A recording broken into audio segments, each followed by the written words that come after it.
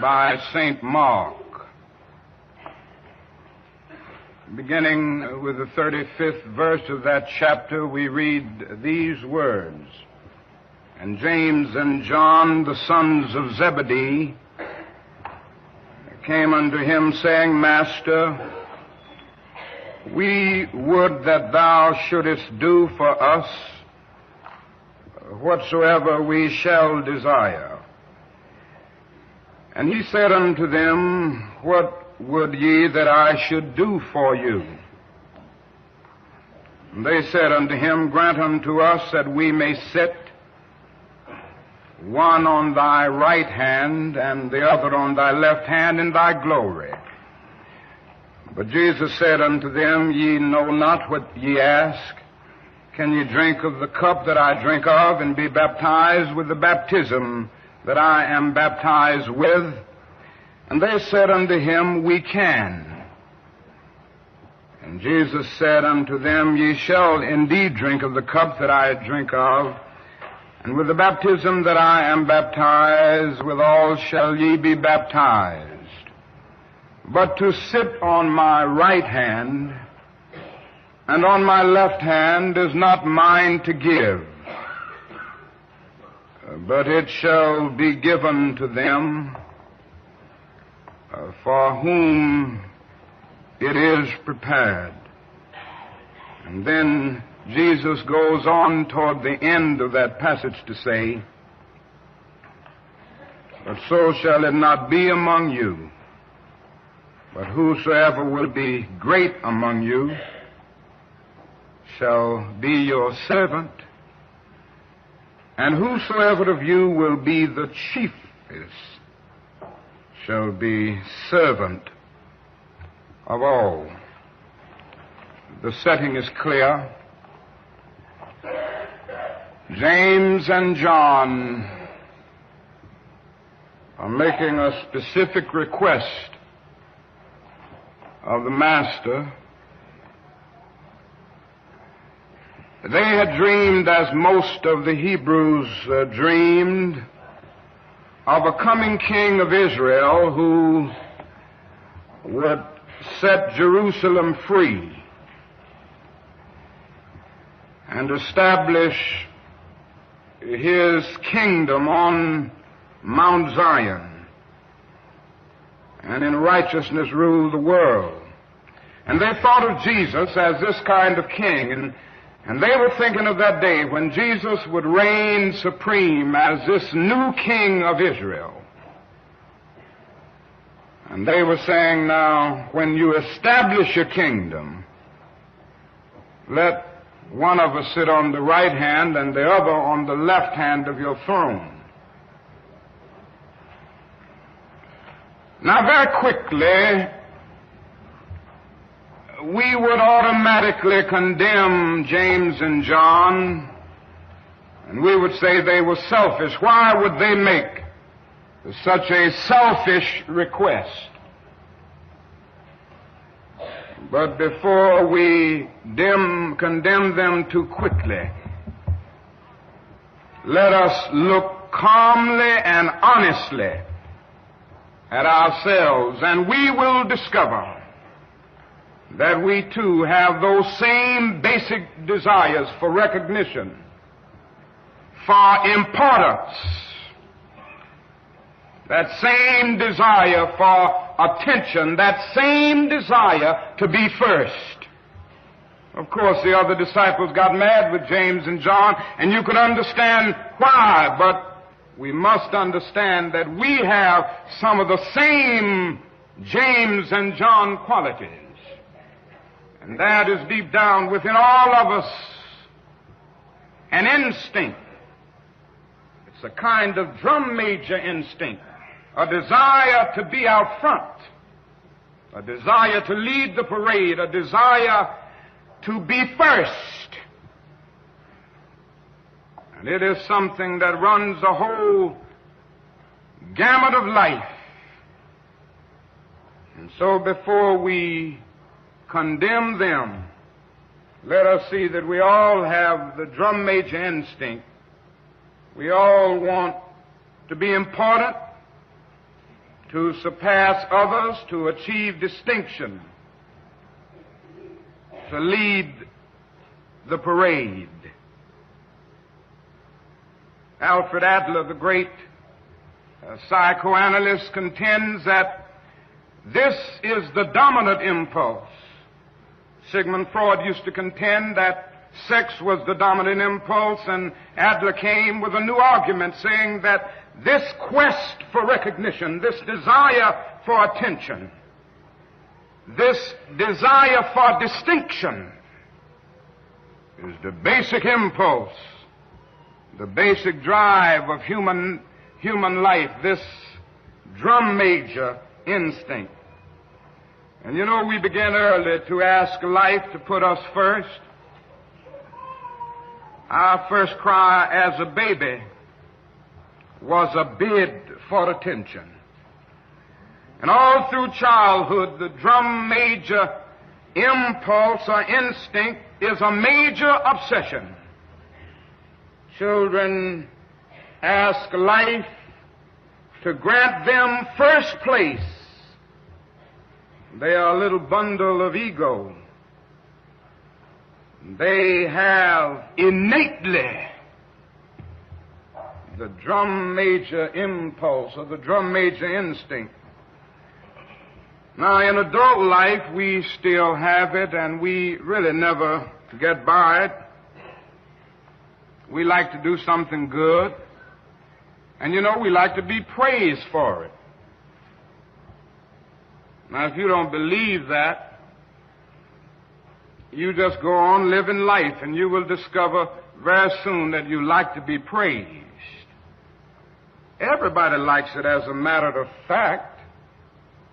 And somehow this warm glow we feel when we are praised or when our name is in print is something of the vitamin A to our ego.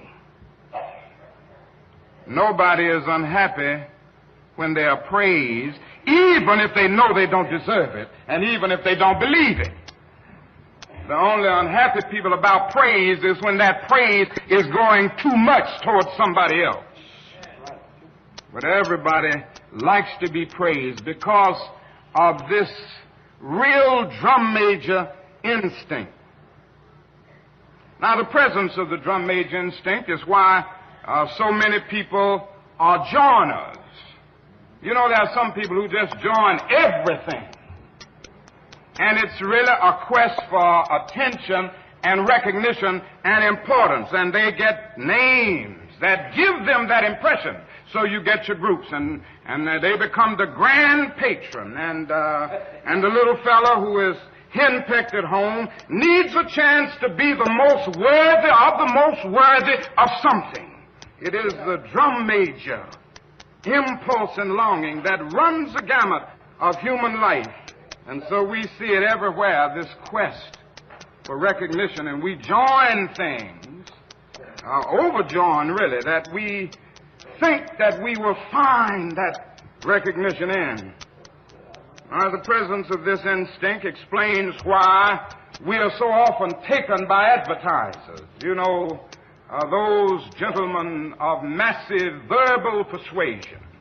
And they have a way of saying things to you that kind of gets you in the bind. In order to be a man of distinction, you must drink this whiskey. In order to make your neighbors envious, you must drive this type of car. In order to be lovely to love, you must wear this kind of lipstick or this kind of perfume. And you know, before you know it, you're just buying that stuff.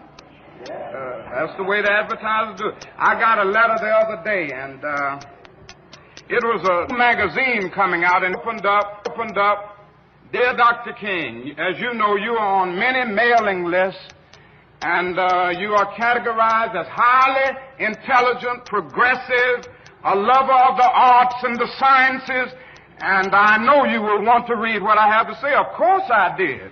After you said all of that and explained me so exactly, of course I wanted to read it. But very seriously, it goes through life. The drum major instinct is real. And you know what else had happened or causes happen to happen? It often causes us to live above our means. Make it plain. It's nothing but the drum major instinct. Yeah. You ever see people buy cars that they can't even begin to buy in terms of their income? You've seen people riding around in Cadillacs and Chryslers who don't earn enough to have a good T Model Ford. Make it plain. Make it plain. But it feeds a repressed ego. You know, economists tell us that your automobile should not cost more than half of your annual income. So if you make an income of $5,000, your car shouldn't cost more than about $2,500. That's just good economics. And if it's a family of two and both members of the family make $10,000, they would have to make out with one car. That would be good economics, although it's often inconvenient. But so often, haven't you seen people making $5,000 a year and driving a car that costs $6,000, and they wonder why their ends never meet? That's a fact. Now, the economists also say that your house shouldn't cost, if you're buying a house, it shouldn't cost more than twice your income. That's based on the economy and how you would make ends meet. So if you have an income of $5,000, it's kind of difficult in this society, but say it's a family with an income of $10,000, the house shouldn't cost much more than $20,000. Well, I've seen folk making $10,000 living in $40,000 and $50,000 houses. And you know, they just barely make it. They get a check every month somewhere, and they owe all of that out before it comes in. Never have anything to put away for rainy days. But now the problem is, it is the drum major instinct. And you know, you see people over and over again with the drum major instinct taking them over, and they just live their lives trying to outdo the Jones. They got to get this coat because this particular coat is a little better and a little better looking than Mary's coat. And I've got to drive this car because it's something about this car that makes my car a little better than my neighbor's car.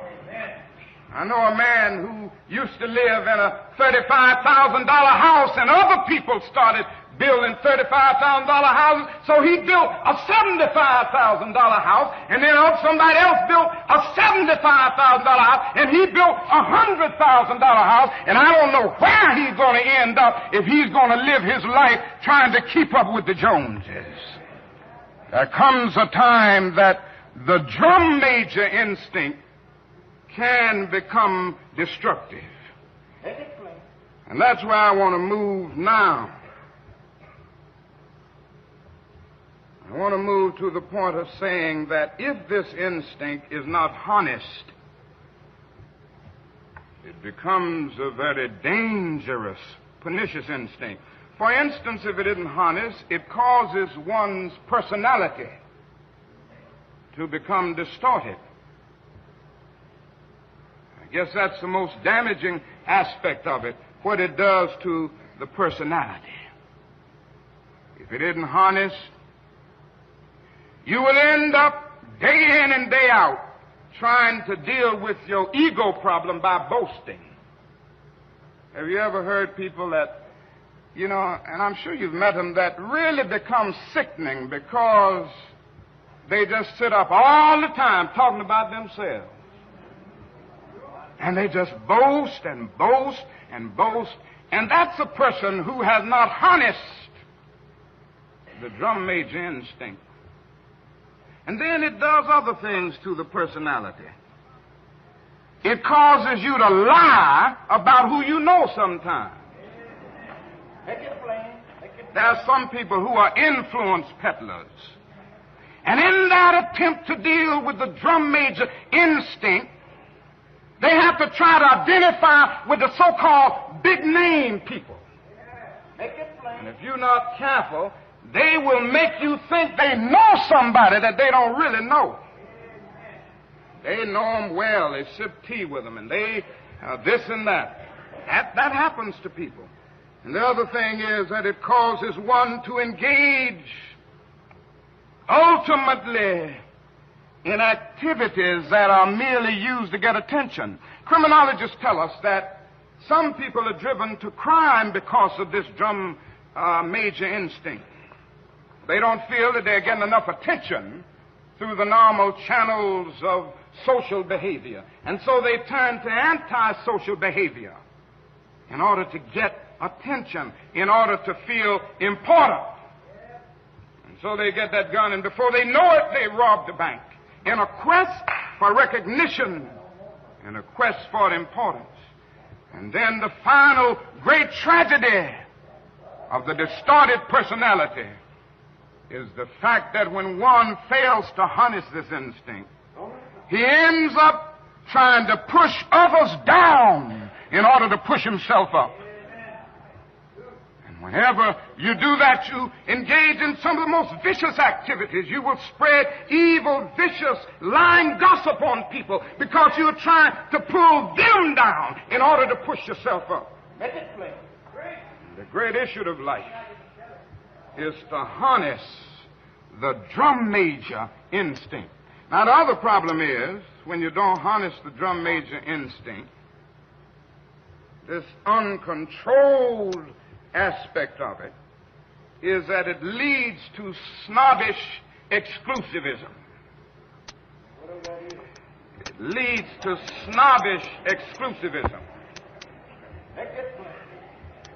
Now, you know, this is the danger of social clubs and fraternities. I'm in a fraternity. I'm in 2 or 3. For sororities and all of these. I'm not talking against them. I'm saying it's the danger. The danger is that they can become forces of classism and exclusivism, where somehow you get a degree of satisfaction because you are in something exclusive, and that's fulfilling something, you know. That I'm in this fraternity, and it's the best fraternity in the world, and everybody can't get in this fraternity. So it ends up, you know, a very exclusive kind of thing. And you know, that can happen with the church. I know churches get in that bind sometimes. Yeah. Make it plain. I've been to churches, you know, and they say, we have so many doctors and so many school teachers and so many lawyers and so many businessmen in our church. And that's fine, because doctors need to go to church, and lawyers and businessmen, teachers, they ought to be in church. But they say that, even the preacher sometimes will go all through the, they say that as if the other people don't count. The church is the one place where the doctor ought to forget that he's a doctor. The church is the one place where the PhD ought to forget that he's a PhD. The church is the one place that the school teacher ought to forget the degree she has behind her name. The church is the one place where the lawyer ought to forget that he's a lawyer. And any church that violates the whosoever will let him come doctrine is a dead cold church, and nothing but a little culture with a thin veneer of religiosity. The church is true to its so it will let him come. Whosoever will let him come. And it does not suppose to satisfy the perverted uses of the drum major instinct. It's the one place where everybody should be the same, standing before a common master and savior. And a recognition grows out of this that all men are brothers because they are children of a common father. The instinct leads to exclusivism, one thing, instinct, and lead one feel, and can lead one to feel that because he has some training, he's a little better than that person who doesn't have it. Or because he has some economic security, that he's a little better than that person who doesn't have it. And that's the uncontrolled, perverted use of the drum major instinct. Now, the other thing is that it leads to tragic, and we've seen it happen so often, tragic race prejudice. This recording is briefly interrupted at this point. We see with our own eyes. In fact, not too long ago, a man down in Mississippi said that God was a charter member of the White Citizens Council.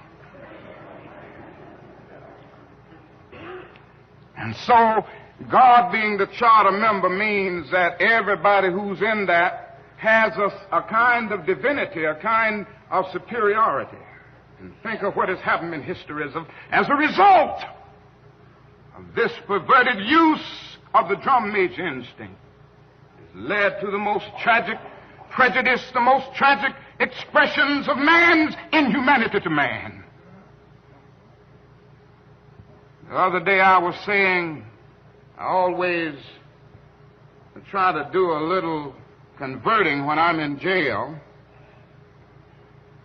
And when we were in jail in Birmingham the other day, the white wardens and all enjoyed coming around the cell to talk about the race problem. And they were showing us where we were so wrong demonstrating. And they were showing us where segregation was so right. And they were showing us where intermarriage was so wrong. So I would get to preaching, and we would get to talking calmly because they wanted to talk about it. And then we got down one day to the point, that was the second or third day, to talk about where they lived and how much they were earning. And when those brothers told me what they were earning, I said, now, you know what? You ought to be marching with us. You just as poor as Negroes. And I said, you are put in the position of supporting your oppressor, because through prejudice and blindness, you fail to see that the same forces that oppress Negroes in American society oppress poor white people.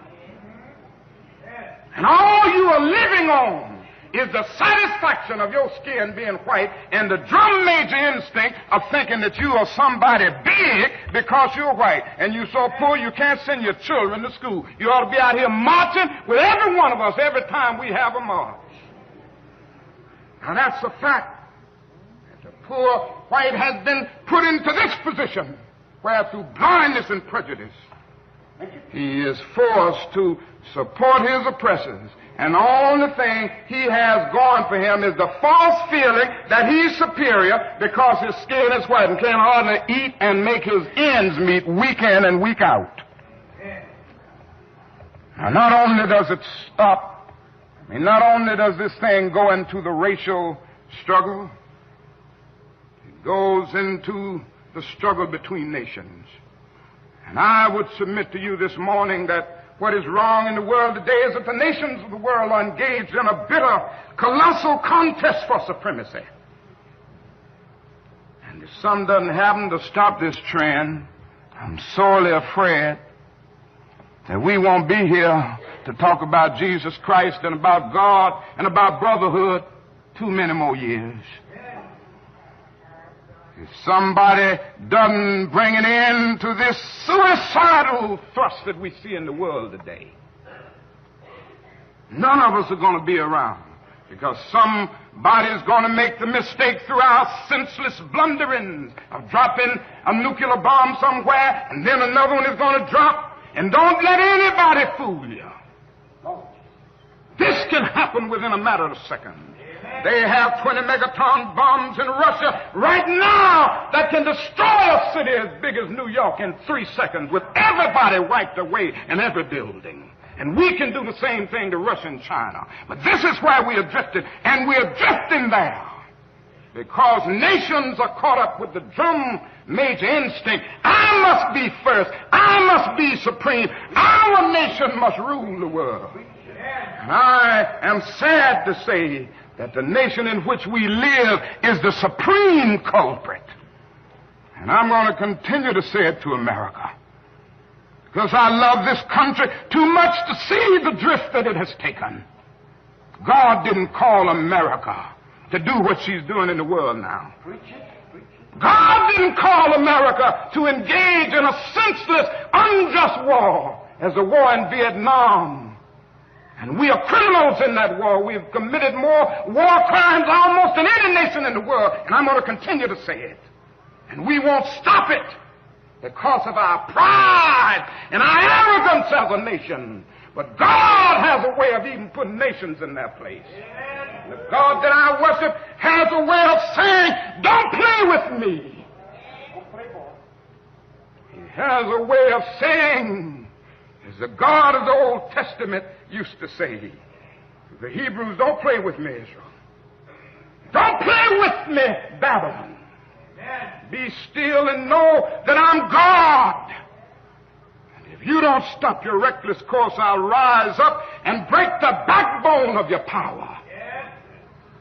And that can happen to America. Every now and then I go back and read Gibbon's Decline and Fall of the Roman Empire. And when I come and look at America, I say to myself, the parallels are frightening. We have perverted the drum major instinct. But let me rush on to my conclusion because I want you to see what Jesus was really saying. What was the answer that Jesus gave these men? It's very interesting. One would have thought that Jesus would have condemned them. One would have thought that Jesus would have said, you're out of your place. You're selfish. Why would you raise such a question? But that isn't what Jesus did. He did something altogether different. He said in substance, oh, I see. You want to be first? You want to be great? You want to be important? You want to be significant? Well, you ought to be. If you're going to be my disciple, you must be. But he reordered priorities. And he said, yes, don't give up this instinct. It's a good instinct if you use it right. Yes. It's a good instinct if you don't distort it and pervert it. Don't give it up. Keep feeling the need for being important. Keep feeling the need for being first.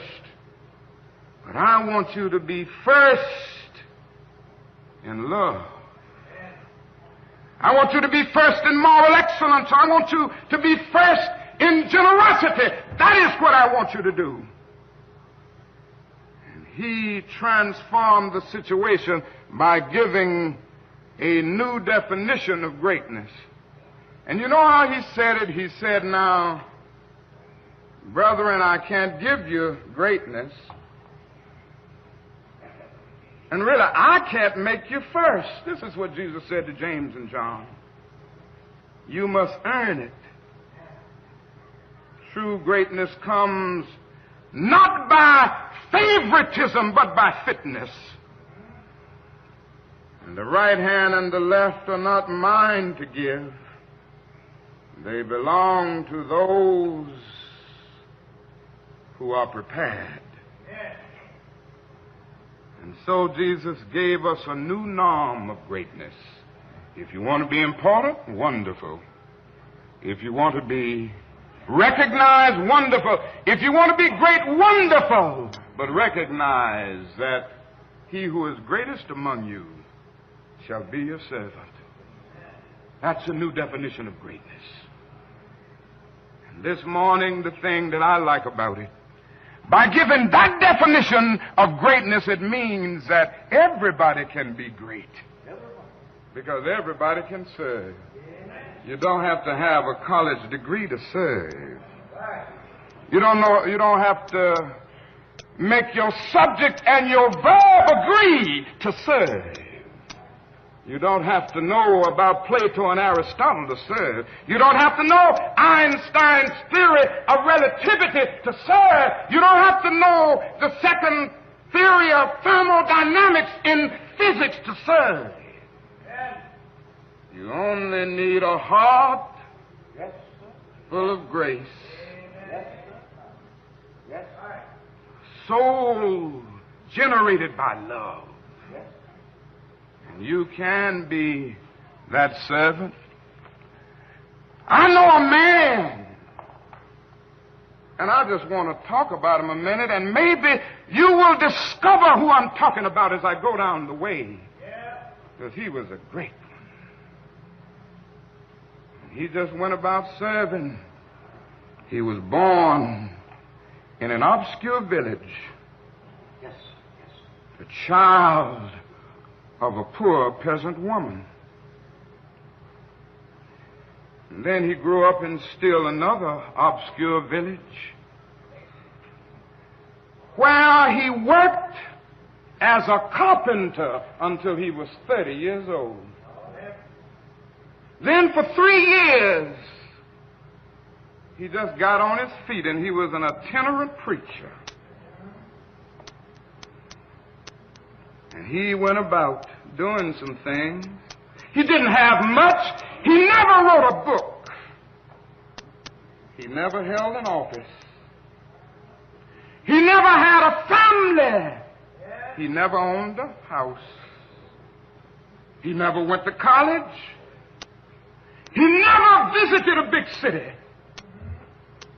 He never went 200 miles from where he was born.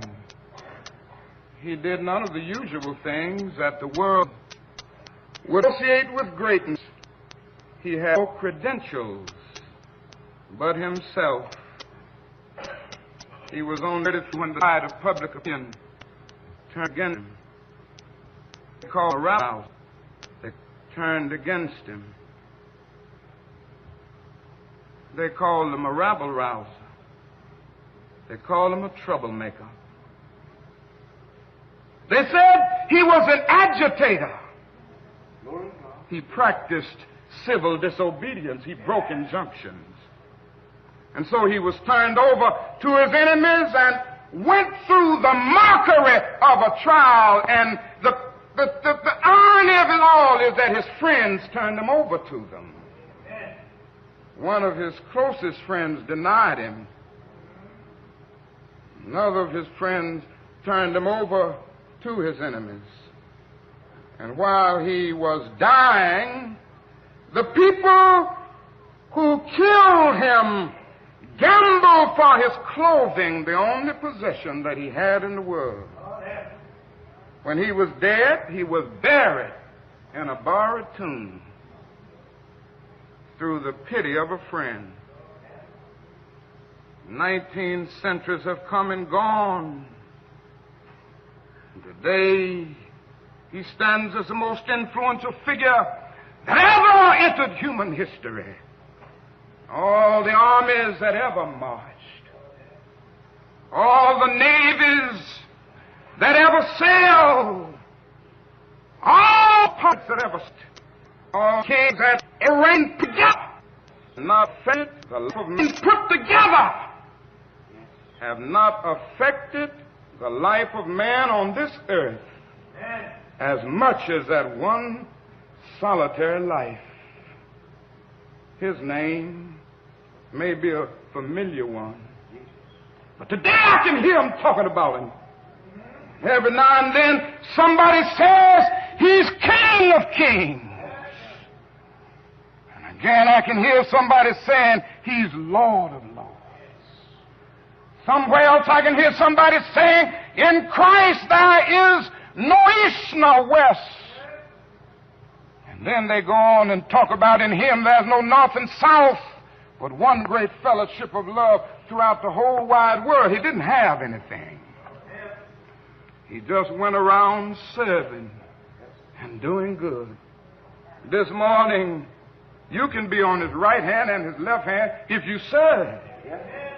It's the only way in. Every now and then, I guess all think richly about that day when we will be victimized with what is life's final common denominator. That's something that we call death. We all think about it, and every now and then I think about my own death, and I think about my own funeral, and I don't think of it in a morbid sense. And every now and then I ask myself, what is it that I would want said? And I leave the word to you this morning. If any of you are around when I have to meet my day, I don't want a long funeral. And if you get somebody to deliver the eulogy, tell them not to talk too long. Every now and then I wonder what I want them to say. Tell them not to mention that I have a Nobel Peace Prize. That isn't important. Tell them not to mention that I have 300 or 400 other awards. That's not important. Tell them not to mention where I went to school. I'd like somebody to mention that day that Martin Luther King Jr. tried to give his life serving others. I'd like for somebody to say that day that Martin Luther King Jr. tried to love somebody. I want you to say that day that I tried to be right on the war question. I want you to be able to say that day that I did try to feed the hungry. I want you to be able to say that day that I did try in my life to clothe those who were naked. I want you to say on that day that I did try in my life to visit those who were in prison. I want you to say that I tried to love and serve humanity. Yes, if you want to say that I was a drum major, say that I was a drum major for justice. Say that I was a drum major for peace. I was a drum major for righteousness. And all of the other shallow things will not matter. I won't have any money to leave behind. I won't have the fine and luxurious things of life to leave behind. But I just want to leave a committed life behind. And that's all I want to say. If I can help somebody as I pass along, if I can cheer somebody with a word of song, if I can show somebody he's traveling wrong, then my living will not be in vain. If I can do my duty as a Christian ought, if I can bring salvation to a world once wrought, if I can spread the message as the Master taught, then my living will not be in vain. Yes, Jesus, I want to be on your right or your left side. Not for any selfish reason. I want to be on your right or your left side, not in terms of some political kingdom or ambition, but I just want to be there in love and in justice and in truth and in commitment to others so that we can make of this old world a new world.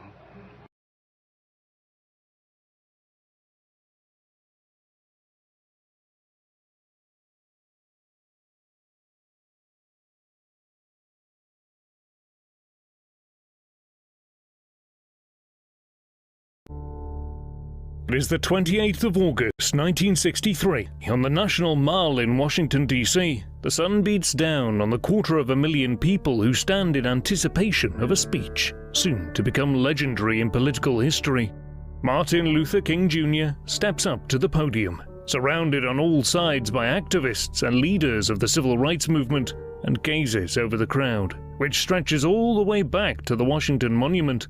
He is welcomed with cheers, which soon die away into silence, and he begins his speech, which will be remembered forever by words which will echo through time. I have a dream.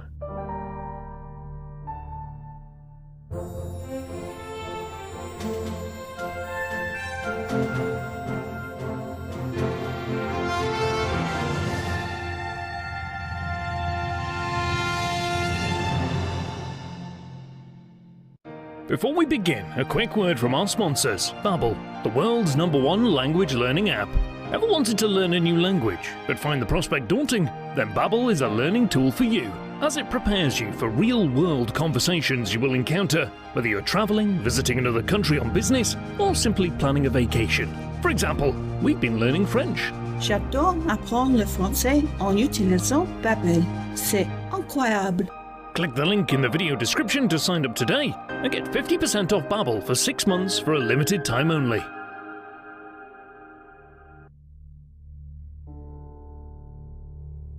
The man known to history as the Reverend Dr. Martin Luther King Jr. was born Michael Luther King Jr. on the 15th of January 1929 in Atlanta, Georgia. King's father, the Reverend Michael King Sr., grew up in rural Georgia and moved to Georgia's state capital, Atlanta, in 1914, enrolling in Morehouse College aged